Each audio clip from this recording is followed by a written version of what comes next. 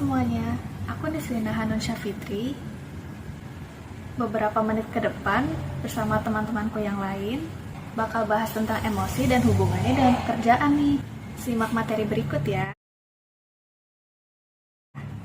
Pengertian emosi, khususnya untuk anak-anak kuliahan, pasti tahu dong yang namanya emosi itu kayak apa. Aku jelasin dikit ya. Emosi berasal dari bahasa Latin, yaitu dari kata emovere, yang artinya bergerak menjauh.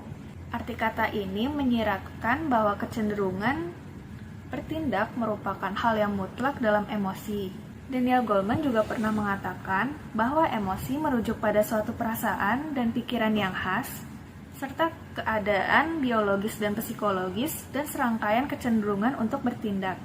Misalnya nih, kayak orang yang lagi senang atau gembira, maka tindakannya akan cenderung tertawa dan tersenyum. Begitu pula sebaliknya. Orang dengan perasaan sedih atau kecewa, maka dia akan cenderung untuk bertindak seperti murung atau menangis. Walaupun emosi itu hal yang kompleks, tapi itu bukan hal yang buruk. Kayak kata Jalaluddin Rahmat, hidup tanpa emosi itu kering dan gersang, gak seru deh pokoknya. Walaupun emosi itu topik yang menarik untuk dibahas dari zaman dulu, tapi sebenarnya emosi masih sulit untuk didefinisikan secara universal. Ada 3 grand teori mengenai emosi ini.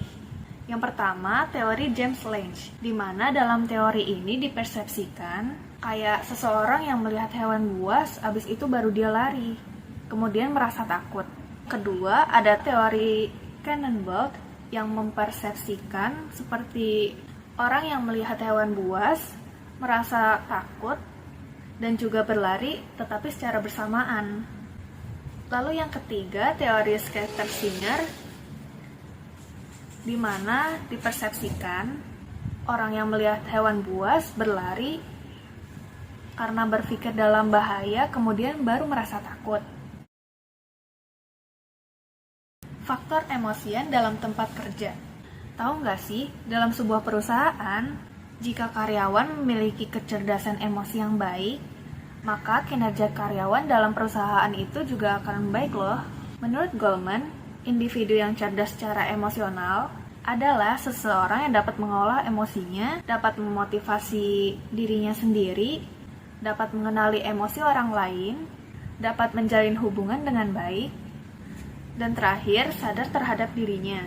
Kalau kata Meyer, hasil penelitian menunjukkan bahwa kesuksesan karyawan di tempat kerja atau dalam lingkungan hidup mereka 80% tergantung pada kecerdasan emosi dan 20% untuk kecerdasan intelektual. Nah, itu semua selaras nih sama penelitian yang dilakukan oleh Goleman dan Kernis, di mana emosi dibagi menjadi 5 aspek. Yang pertama, regulasi diri atau self-regulation. Yang kedua, kesadaran diri atau self-awareness. Yang ketiga, motivasi diri atau self-motivation. Yang keempat, kepedulian sosial atau social awareness. Dan yang kelima, kemampuan bersosialisasi atau social skill.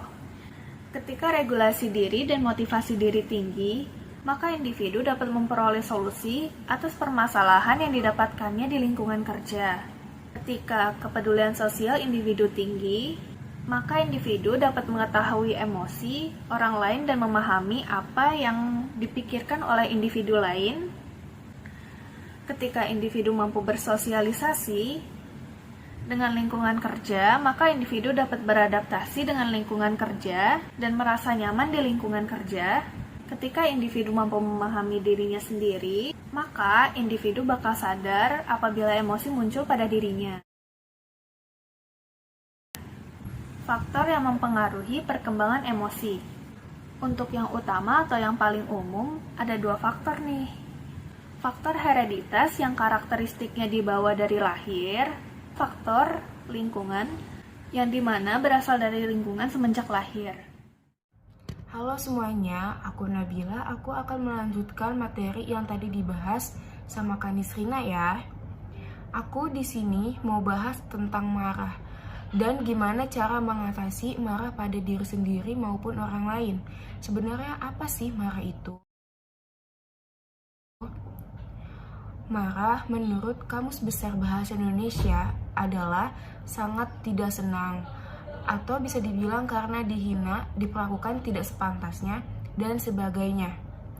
Kalau menurut Di Giuseppe, Raymond, dan Chip Trifred, marah itu adalah perasaan internal, mental, dan subjektif yang diasosiasikan dengan perubahan kondisi dan psikologis pada seseorang.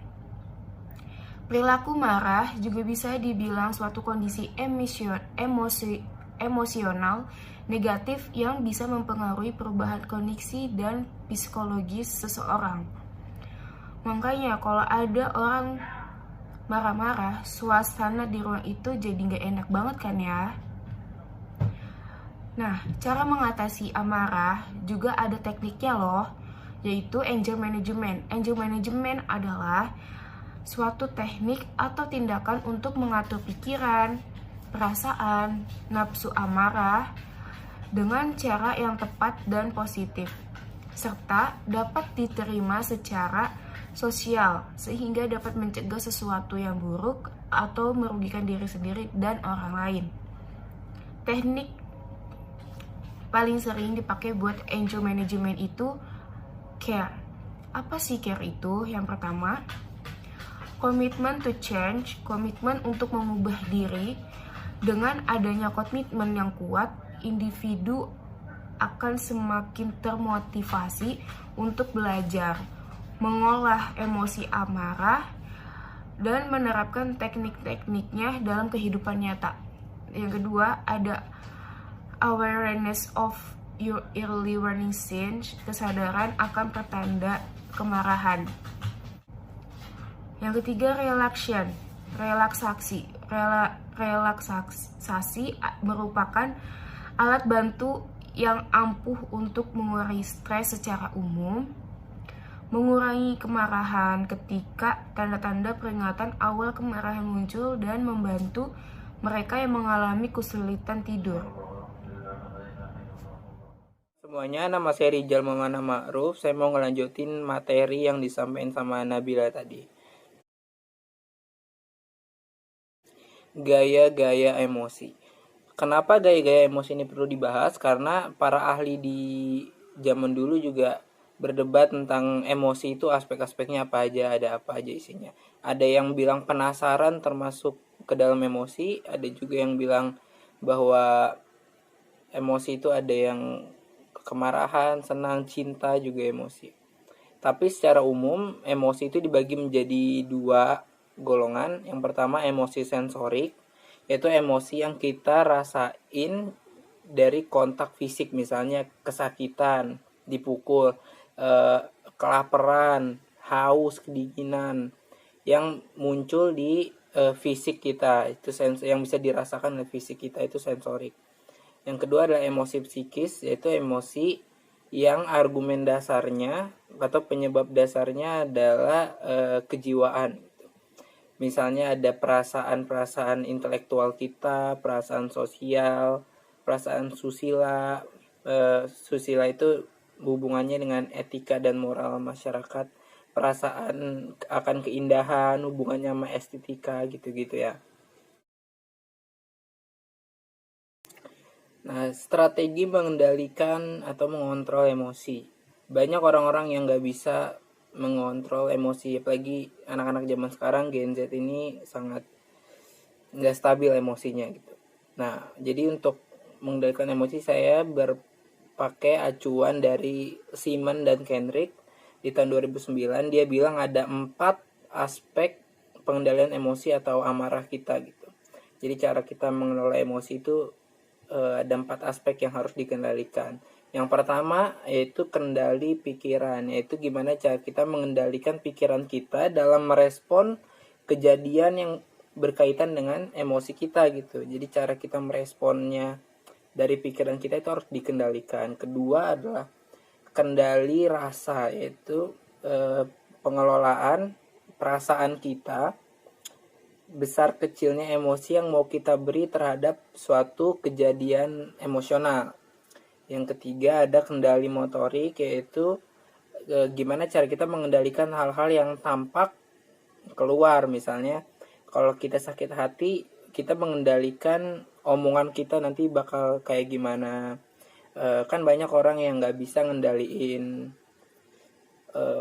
kata-katanya ketika dia lagi marah atau dia lagi sakit hati gitu ya. Ketika lagi senang kita harus berlebihan atau enggak, ekspresi muka, tubuh badannya, pokoknya yang tampak itu namanya kendali motorik. Yang keempat ada kendali fisiologis, yaitu kemampuan kita melegakan diri dari tekanan energi emosi. Jadi gimana cara kita bisa rilis emosi kita supaya kita nggak tertekan terus gitu oleh kejadian-kejadian emosional, begitu marah. Biasa ini cenderung ke emosi yang negatif ya. Yaudah, paling itu aja yang mau saya sampaikan kali ini.